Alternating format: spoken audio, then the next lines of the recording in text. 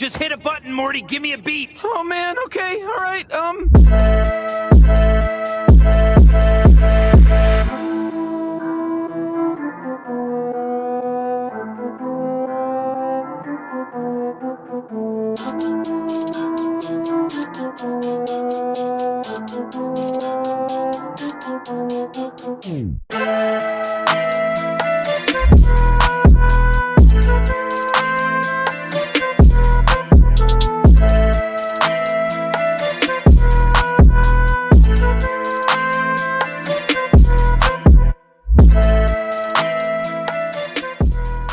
So as you guys can see, the second inning program is live.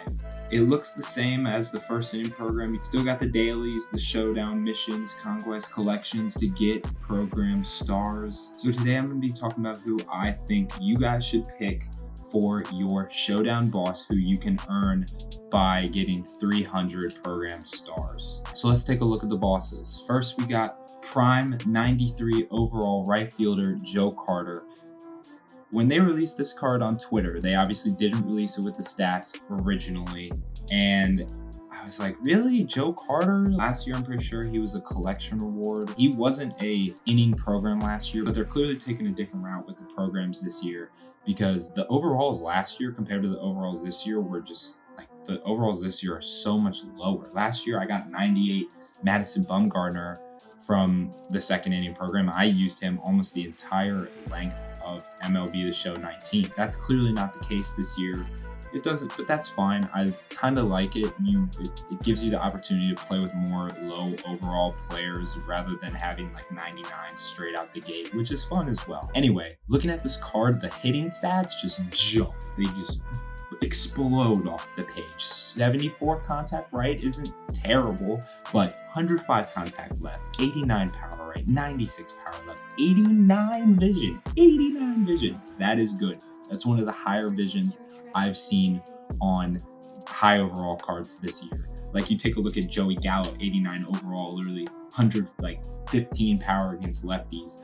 He's got like 28 vision. His PCI is the size of a pea. So 89 vision is going to make that PCI look like a freaking beach ball after batting with like Joey Gallo. So that's great. The thing about this card that's just not as good as his fielding, it's about average. It's not like good. It's not terrible.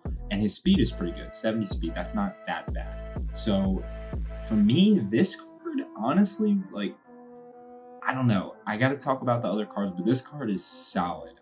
It got a lot of negative feedback. I originally wasn't too hyped about it, but after seeing his hitting stats, this card is gonna mash the ball. So at least for you, if your team's already stacked, my team's pretty good, he could be an amazing bench bat for you. Next up, let's talk about Bob. He's got 118 stamina. This man's gonna be able to throw 200 innings without having to take a rest. Mans will literally be able to throw 9 innings and then some.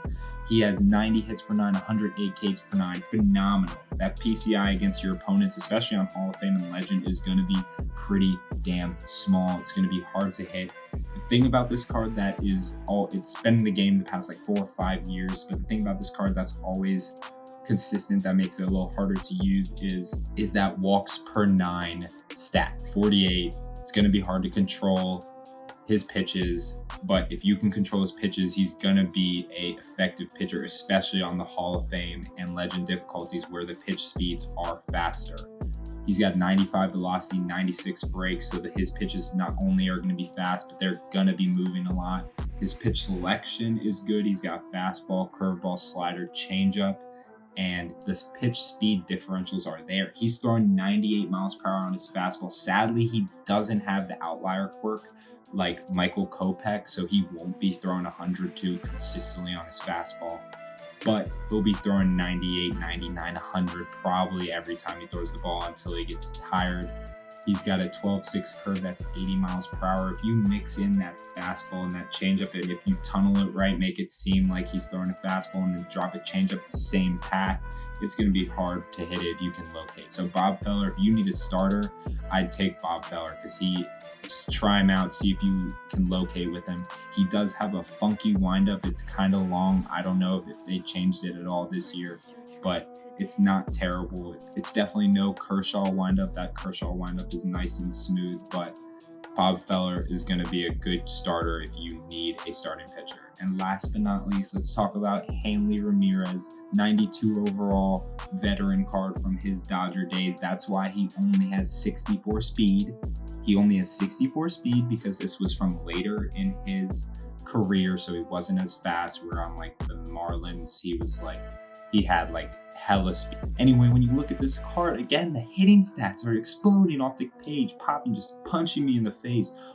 Over 106 contact versus both sides, 106 versus right, 108 versus left. His power is popping off the charts too at 100 versus left, even 78 versus right. Again, this dude's gonna be mashing the ball. 79 vision, definitely usable. The PCI is gonna be a decent size. His fielding is unfortunately pretty bad, and his arm strength is pretty bad for being on the left side of the infield. You want someone with high arm strength so he can get that ball across the diamond as quickly as possible. But if you need a bat, if you really need a bat, like, I think this card will make up for any fielding mistakes, fielding errors. As long as you're squaring up the ball, he's gonna be crushing it, especially against lefties. At this point in time, I think I'm gonna take this Hanley Ramirez.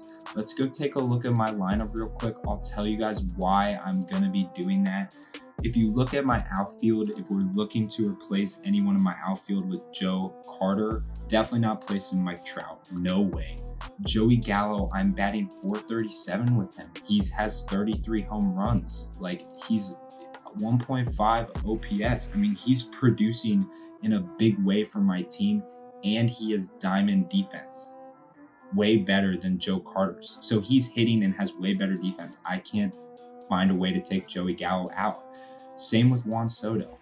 1,000 OPS, 364 batting average. Not as many home runs, but he's also producing for my team, and he's a lefty. So I don't want to take a lefty out of my lineup and screw up the flow of my lineup, how it's working.